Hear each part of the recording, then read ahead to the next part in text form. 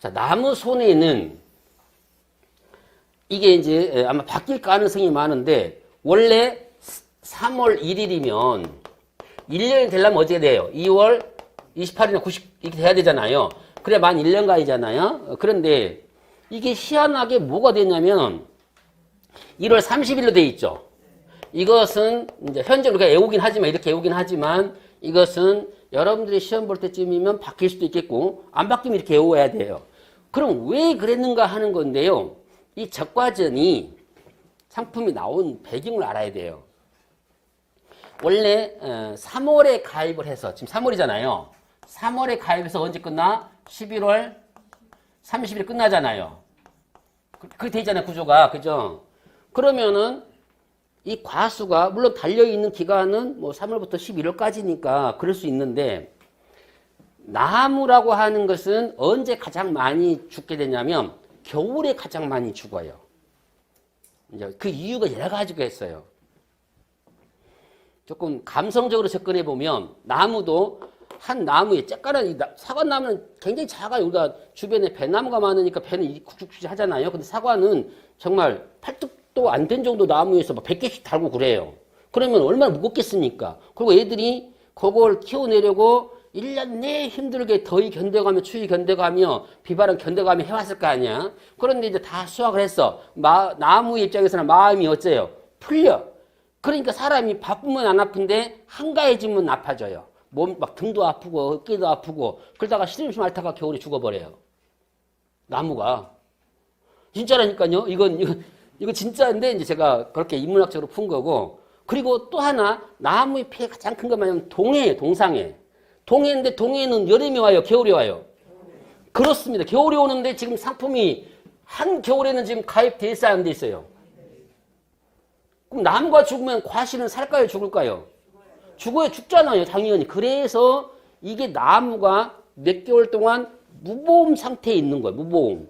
원래 나무도 기간이 이만큼이었는데 무보험 상태니까 동해로 피해 입은 건 바로 그때 알 수가 없어요. 언제 아냐? 그 이듬해 봄이 돼서 열매가 열리면서 아는 거예요. 이게 죽었은 요것이 꽃이 필 때가 됐는데 안 피네? 어째서 안 핀다냐 하고 까봤더니 얼어 죽은 거예요. 뭔 말인지 알죠? 그러면은 이미 지난 겨울에 죽어버린 걸 잘 모르고 가입했다가 보험회사에서는 어째요? 보험료도 안 받았는데 그 과실을 보상해 주려니 난감할 거 아니에요. 또 반대로 회사 입장에서는 아니 가입도 안 된 그 기간 안에 일어난 일을 책임져야 안 돼요. 오케이 됐어. 그러면 문제가 생기겠죠. 그래서 상품료가 나온 거야. 적과전이 나온 거예요. 그래서 1년 동안만큼은 나무를 가입시키자. 뭔지 알겠어요? 그래서 이거 외에는 모든 나무는 거의 다 보험기간이 언제예요? 1년이에요. 언제 시작했든 6월에 시작하면 5월에 끝나고 7월 1일에 시작하면 6월 30일에 끝나는 거예요.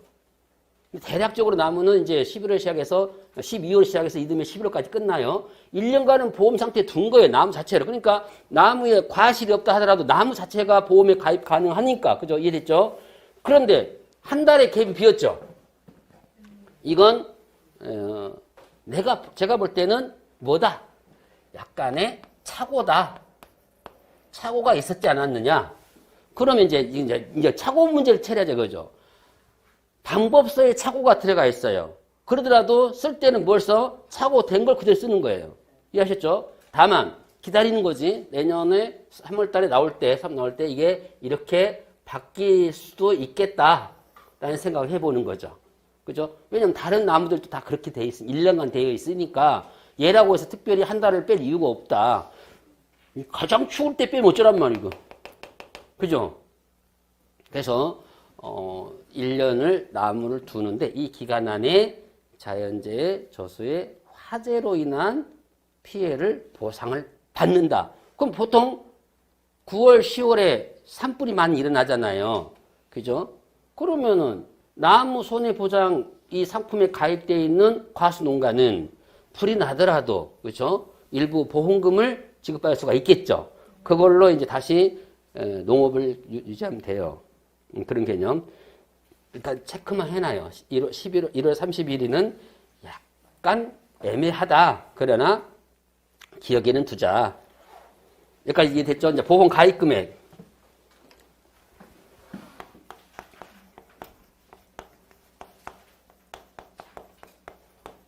보험 가입 금액은 요게 뭘 결정하냐면 보험료나 보험금을 결정해요. 영향을 줘요. 그런데 제가 말씀드린 이 이론을 이해하셔야 하는 게 뭐냐면 여러분들 이걸 잘 알고 하셔야 돼요. 현장에. 저는 이걸 알기 때문에 현장에 가도 얼마든지 대화가 되고 가능한데 보통 이제 약간 어려운 말도 있어요. 저도 이제 농업에 대한 자격증이 굉장히 많은 사람인데 실제 땅을 파보고 한 사람이 아니어서 이분들이 쓰는 언어를 잘못 이해할 때가 많아요. 한 방구리에 석섬 나오는데 그러면 방구리가 뭘까? 방구리가 이게 한 방구가 3개 나오고 6개 나온다는 한 방구 6개 해먹었는데 올해 3개 나왔다는 거면 50% 피해잖아요. 이제 여러 가지가 있어요. 그런 그 평가사의 기법에는 그러면 믿고 50% 피해인가 보다. 그럼 50% 피해를 잡아야 될까? 그게 아니야. 아니라는 거예요. 그래서 그럴 때 이제 뭘 보냐면 이게 이제 평년 착과량이라는 게 있어요. 예, 평년 착과량은 적과전에서만 쓴다 그랬죠. 그럼 남은 종합에서 뭘 쓴다고 했어요? 종합에서 뭘 쓴다고? 단어를?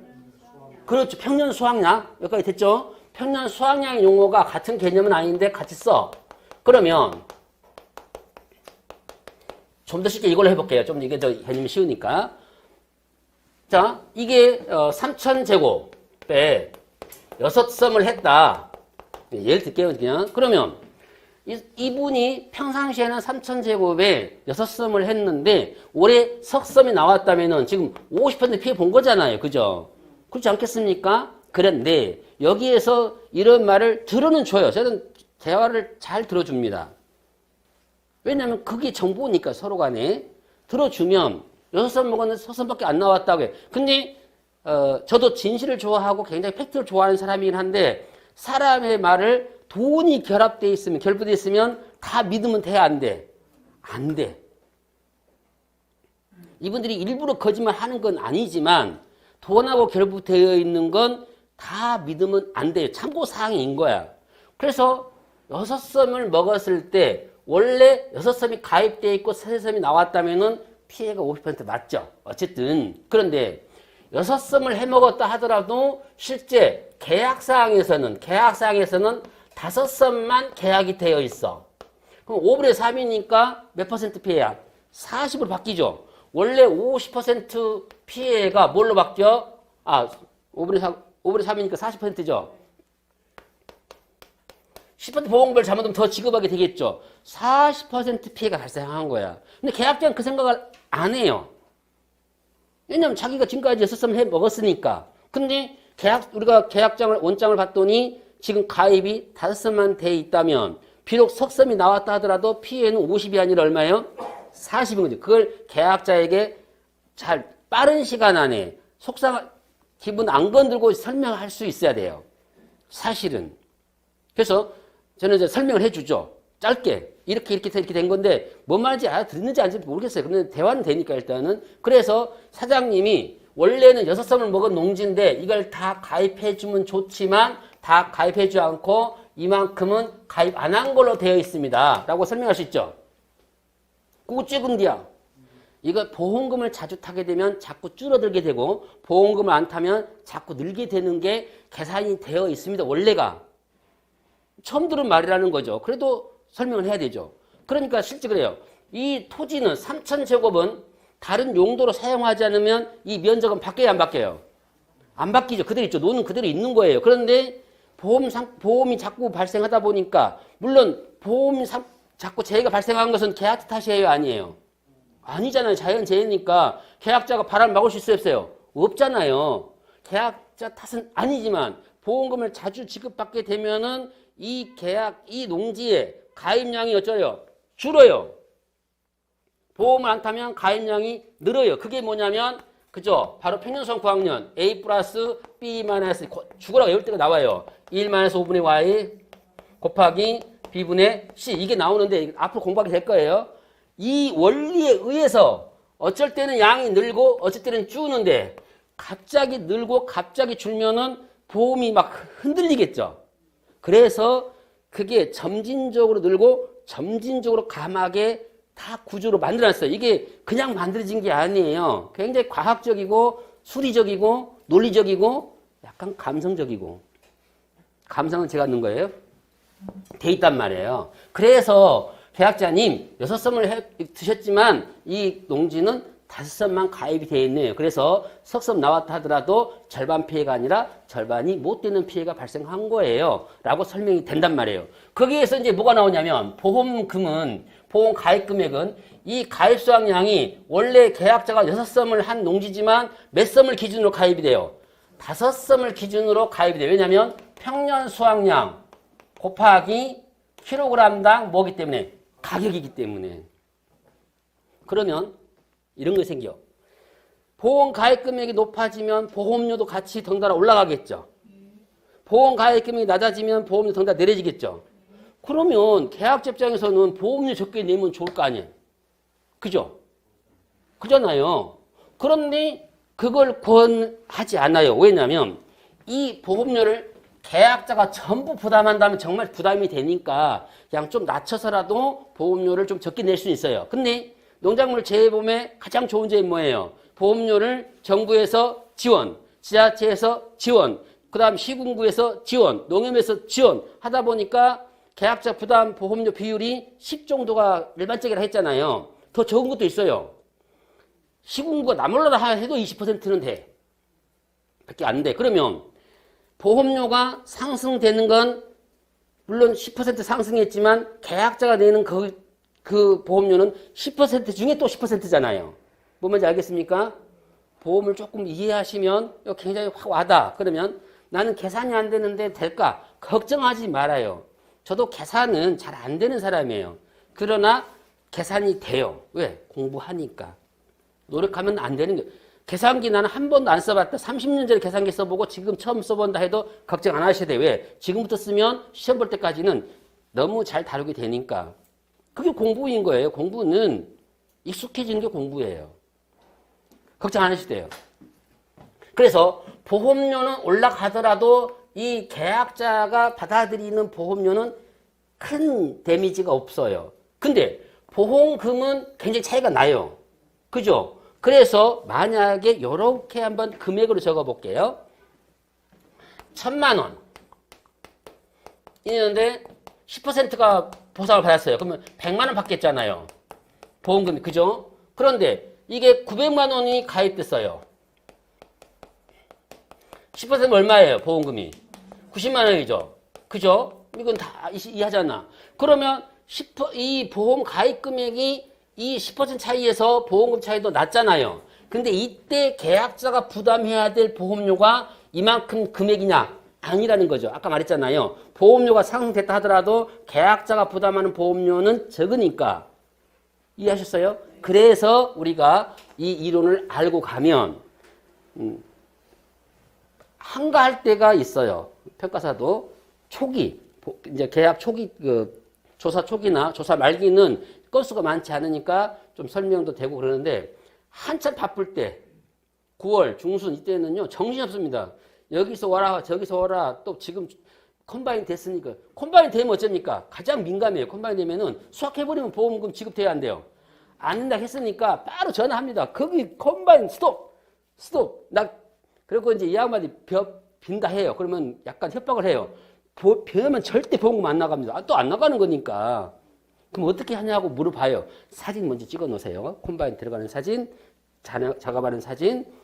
그 안에 이제 시간이 날 거 아니에요. 평가사. 그럼 얼른 쫓아갑니다. 그걸로. 그때는 좀 정신이 없어요. 그러니까 계약직 설명하고 마고 그런 시간이 전혀 나지 않습니다. 그래서 업무가 분산적으로 있으면 좋은데 그렇지가 않아요. 수학은 똑같이 A 농지, B 농지가 똑같이 수확해버리니까 그때는 굉장히 바쁩니다. 그래서 이 평년 착과량이라고 하는 것에 의해서 평년 수확량에서 뭐가 결정된다고요? 보험 가입금액이 결정돼요. 평년 수확량이나 평년 착과량은 계약자가 어떻게 영농 활동하느냐에 따라 다르지만은 킬로그램당 가격은 정해줘요. 누가 정해? 손보나 AT나 농어촌 공사나 이런 데서 전부 협력해가지고 올해의 킬로그램당 가격은 얼마다라고 나와요. 처음에 보험 가입할 때부터. 그런데 강원도 철원하고 저쪽에 남부지방의 해남하고 벼값이 같을까요? 다를까요? 다 다르겠죠. 그래서 그 지역마다의 킬로그램당 가격이 달라요. 그러니까 저쪽에서는 돈을 많이 받았는데 왜 우리는 적게 받았다 하는 것은 여러 가지 원인이 있죠. 뭐가 있어? 자기 부담 비율, 두 번째 가입량, 세 번째 킬로그램 가격, 이런 것 때문에 변동이 생기는 거잖아요. 그래서 그런 것들을 여러분들 제가 조금 얘기가 길어질 수 있는 것은 시험에 합격하는 것도 중요하지만 여러분들 합격해버리면 이런 교육을 못 받아요. 시간이 없어가지고. 또 해줄 수 있는 사람도 별로 없고 해주지도 안 하고 구체적으로. 그래서 우리가 공부하는 과정 속에서 조금씩 제가 안내를 해드리는 거예요. 그것을. 그래서 여러분이 가서 땄는데 현장 가고 안 되면 곤란하잖아요. 그래서 조금 우리가 기초기 기간이기 때문에 조금 설명이 길어지니까 이해를 하시고요. 자, 그러면 보험 가입 금액은 평년 착과량에다가 킬로그램당 가격을 정한다라고 나와 있잖아요. 가입 수확량이 거기 체크해봐요. 가입 수확량에다가 뭐라고? 가입 가격. 가입 가격. 그런데 가입 가격 봤더니 킬로그램당 가격인데 한 가수원에 다수의 품종이 혼식된 경우도 과수원에는 품목이 혼식되어 있으면 안 됩니다. 그런데 품종은 혼식되어 있습니다. 제가 첫 시간에 말씀드렸죠. 품목은 혼식되면 안 되지만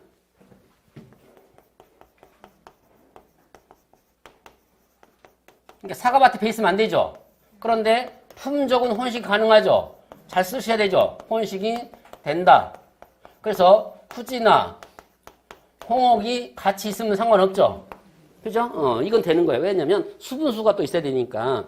과수는 수분수가 핵심이에요. 수분수가 없으면 수정이 잘 안 되면 착과량이 얼마 안 됩니다. 그래서 반드시 수분수면 되고 수분수가 제 역할을 못하면 사람이 해주는 걸 뭐라고 한다? 인공 수분이라고 해. 그걸 사람이 일부러 해줘요. 그건 우리가 재배하는 것이니까 그래. 자연 상태에서 놔둬버리면 알아서 저들이 하겠지만 우리가 일정한 수확량을 거둬야 돈이 될 거 아니에요. 그러니까 인공 수분을 하는 건데 그러면은 후지하고 홍옥은 과실의 평균 무게가 같을까? 그럼 우리 한번 생각해 봅시다. 우리가 배는 잘하니까 신고하고 추항이 서로 성장했을 때 무게가 같을까? 다르잖아요. 다르더라도 관계없이 어떻게 한다고? 하겠다 이렇게 이제 정해놨죠. 그러면 다르다면 만약에 후지가 350g이다. 만약 홍옥이 300g이다. 그랬을 때는 이거 두 개 더해서 2로 나누면 되죠. 그러면 325g이 되겠네? 라고 하지만 어쨌든 뭐라겠어요? 관계없이 하겠다 했으니까 참고하시고 넘어갑니다. 가입 수확량이 적과 후 착과 조사 결과에 의해 산출된 기준 수확량을 초과하는 경우에는 그 초과분은 제외되도록 가입 수확량이 조정되며 보험 가입 금액을 감액한다. 요것을 한번 별 표시를 해볼까요? 이게 무슨 말인가?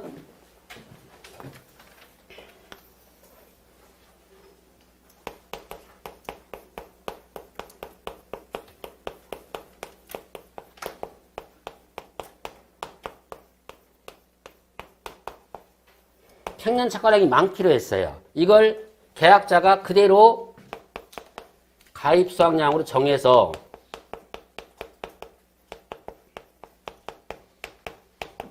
만 킬로그램으로 정했어요. 그럴 수 있죠?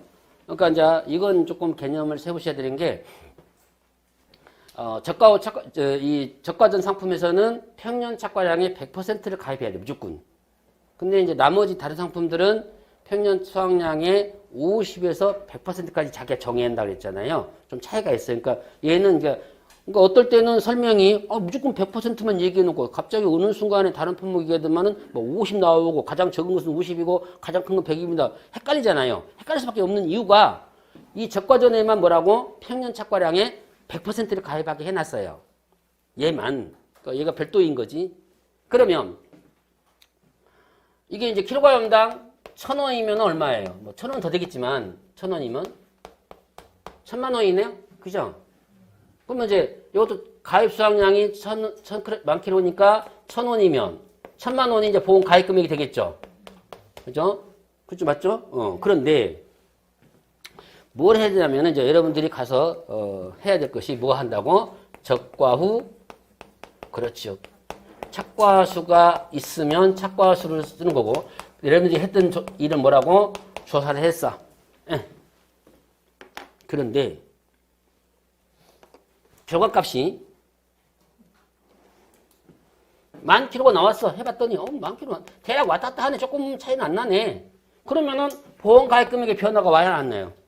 그대로 가면 되지. 근데 와 이게 갑자기 뭐 9,000kg가 된 거예요.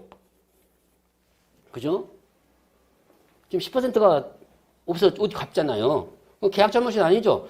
이런 걸 수 있어요. 이게 지난해 착과가 덜 될 수도 있고, 아니면 착과수 할 때 외국인 뭐 외국이라서 표현은 좀 뭐 안 맞을 수 있지만 좀 일을 시켜놨더니 오해를 하고 야 5개 중에 하나 떨치라겠더니 착각하고 4개 중에 하나만 떨치면 다 떨쳐본 거예요. 5개? 하나, 둘, 셋, 넷, 5 그래야 되는데 하나, 셋, 넷, 5. 그럼 어쩝니까? 더 많이 떨어지잖아요. 뭔 말인지 들었어요? 다 차이를 느꼈어요? 뭘 느꼈어? 하나, 둘, 셋, 넷, 5개 하고 하나, 셋, 넷, 5개 하고 하나 빼먹었잖아요. 2 빼먹었잖아요. 그러니까 착과량이 갑자기 줄어버렸잖아요. 그럴 수 있잖아요. 그러면 10,000kg이 착과되어야 할 과수원에 9,000밖에 없으면 이것은 이대로 계약을 많게 유지하면 누가 손해요? 보험회사가. 이대로 유지하면 누가 유리해? 계약자 그러잖아요. 그럴 거 아니에요. 당연히 이제 그걸 이해하면 보험을 아는 건데. 왜냐하면 10,000kg인 줄 알고 조사하고 9,000밖에 없었는데 이렇게 유지하면 이 농지는 가만히 있어도 자연재해가 발생하지 않아도 1,000kg의 감소가 생겨버린 거죠. 뭔 말인지 알죠? 자동적으로 감소가 생겨버린 거예요. 그러면 자부담이 10%인 농지 같은 경우는 아싸라.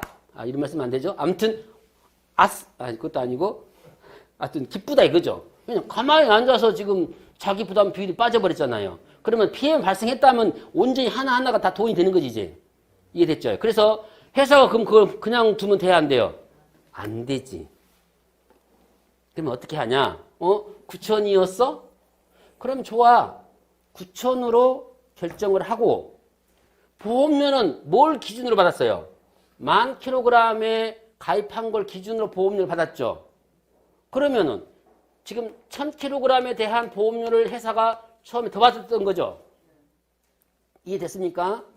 이것에 대한 보험료는 어찌해야 돼요? 환급. 그렇죠. 그래서 환급 조건이 생기는 거예요. 근데 우리가 만약에 계약자에게 설명해요. 사장님 1,000kg 이제 덜 됐으니까 이거 9,000을 조정하고 보험료 환급합니다. 계약자가 적절하게 생각할까요?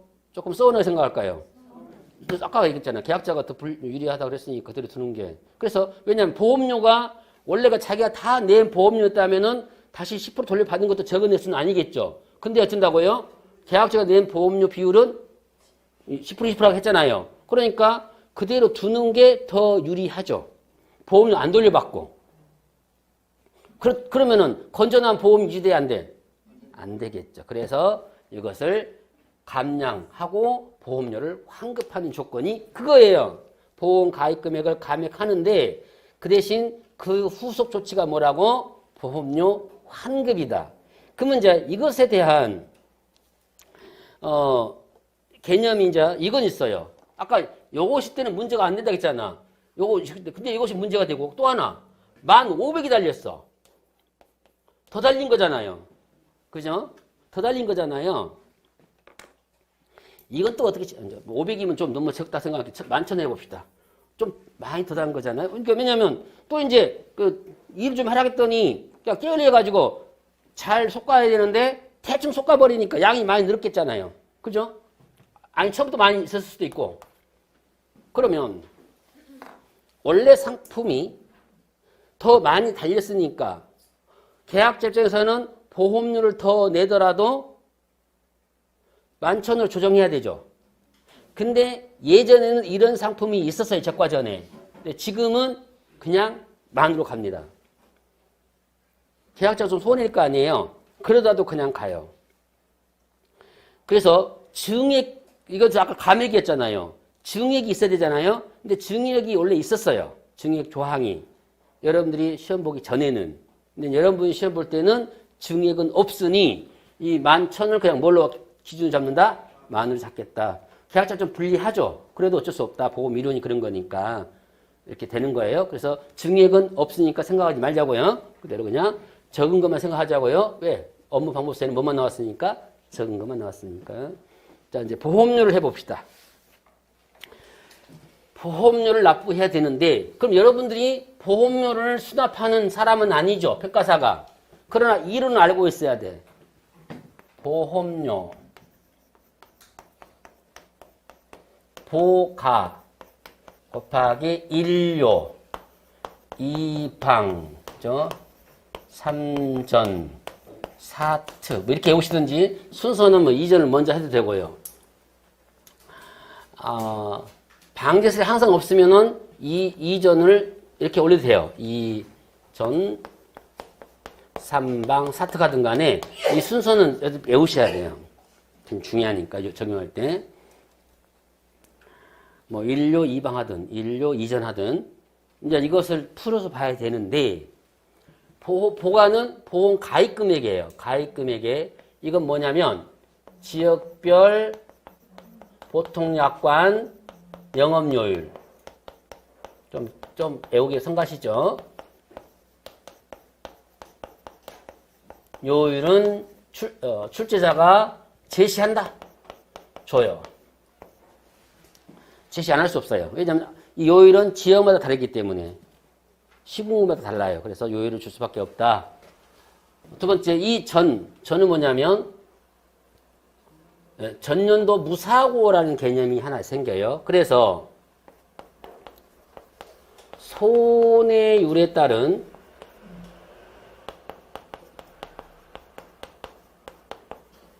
할인 할증률이라는 게 있고 마이너스 전년도 무사고라는 개념이 있어요.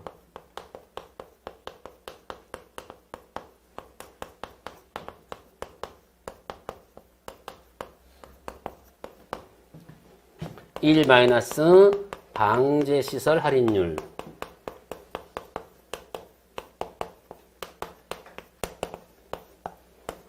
일 플러스 마이너스 특별약관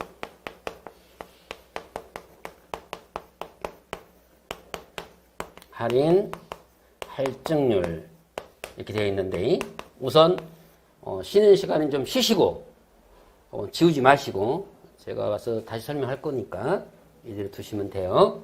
잠시 쉬었다 보시게요.